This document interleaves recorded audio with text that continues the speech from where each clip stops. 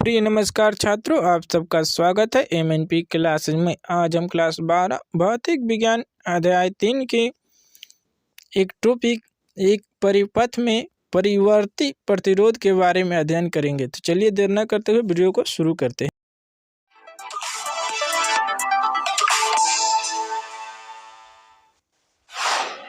अब हम उन कारकों के बारे में जानते हैं जिन कारकों पर किसी चालक का प्रतिरोध निर्भर करता है। 19वीं सदी में ब्रिटिश आविष्कारक चार्ल्स व्हीटस्टोन ने एक उपकरण बनाया जिसे धारा नियंत्रक कहते हैं, जिससे हम किसी धारावाही परिपथ में प्रतिरोध को परिवर्तित कर सकते हैं। पर कैसे? उत्सुक है ना? आइए इसकी क्रियाविधि को समझें। ओम के नियम के अनुसार हम जानते हैं कि I V के समानुपाती होता है या V = IR होता है। यहाँ R आनुपातिकता स्थिरांक है और इसे चालक के प्रतिरोध के रूप में जाना जाता है। किसी चालक के प्रतिरोध को प्रभावित करने वाले कारक निम्न हैं: लंबाई, अनुप्रस्थ काट का क्षेत्रफल, तार का पदार्थ। आइए एक प्रयोग की सहायता से समझते हैं कि ये कारक किसी चालक के प्रतिरोध को कैसे प्रभावित करते हैं। योजनाबद्ध आरेख की सहायता से परिपथ को संयोजित कीजिए। संयोजक तारों के सिरों को सैंडपेपर का उपयोग करके साफ कीजिए और ये सुनिश्चित कीजिए कि उन पर कोई कुचालक परत नहीं है। परिपथ को पूरा करने के लिए तारों को संयोजित कीजिए।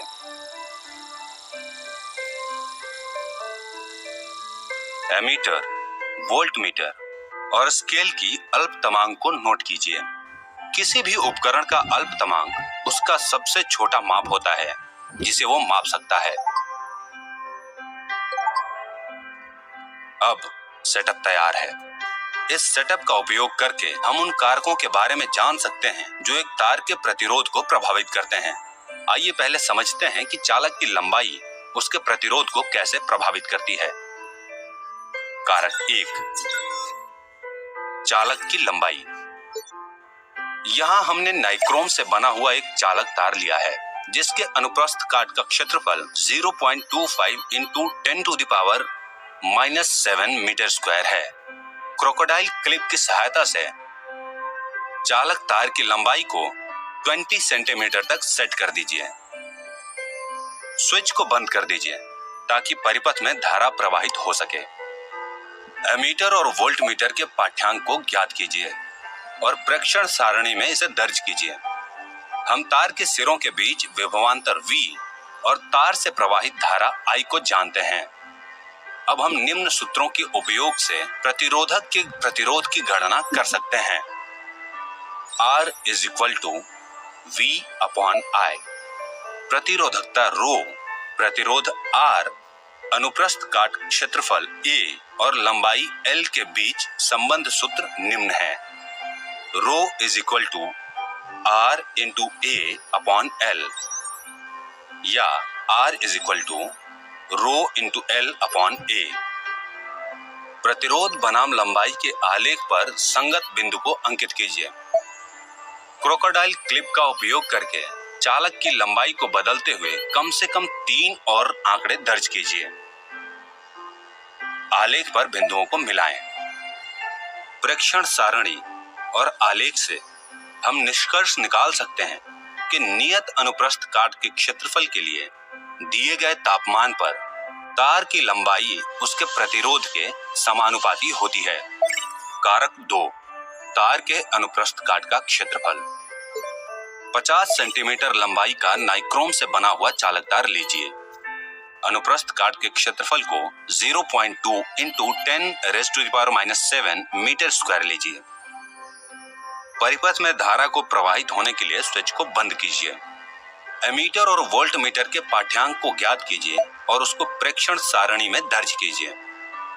परिकलन पर एक बार ध्यान दीजिए।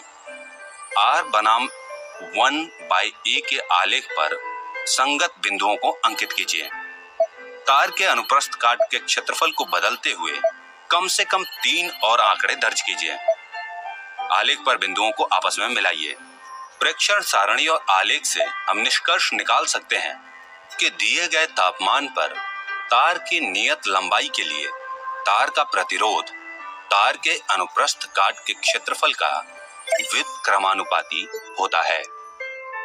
कारक 3, तार का पदार्थ।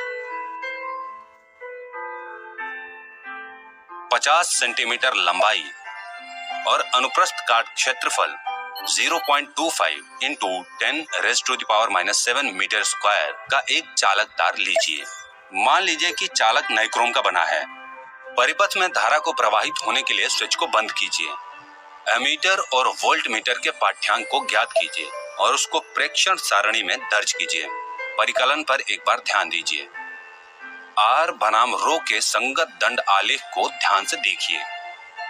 चलिए अब चालक के पदार्थ को बदलकर नाइक्रोम से मैग्नीन कर देते हैं और परिकलन में तथा साथ ही साथ ग्राफ में बदलाव देखते हैं, जिससे हमें ये पता चलता है कि चालक का प्रतिरोध उसके पदार्थ पर भी निर्भर करता है जिससे वो बना होता है। इस प्रयोग से हमें पता चलता है कि चालक का प्रतिरोध उसकी लंबाई, अनुप्रस्थ काट के क्षेत्रफल और वो किस पदार्थ से बना है इस पर निर्भर करता है। हम इस प्रायोगिक परीक्षण से संक्षिप्त में कह सकते हैं कि परिपथ या तार का प्रतिरोध 3 मुख्य कारकों पर निर्भर करता है। पहला, तार की लंबाई, दूसरा, तार के अनुप्रस्थ काट का क्षेत्रफल और तीसरा, तार का पदार्थ। चार्ल्स व्हीटस्टोन को कई सारी वैज्ञानिक सफलताओं का श्रेय दिया जाता है और उनमें से सबसे प्रसिद्ध है व्हीटस्टोन सेतु। ये एक डिवाइस है जिसका उपयोग प्रयोगशालाओं में प्रतिरोध को सही से मापने के लिए किया जाता है। व्हीटस्टोन सेतु प्रतिरोधकों का जटिल नेटवर्क है और इसको समझने से पहले आपको परिपथ में प्रतिरोधकों के मूल संयोजन को समझने की आवश्यकता है। हम इसके बारे में अपनी आने वाली वीडियो में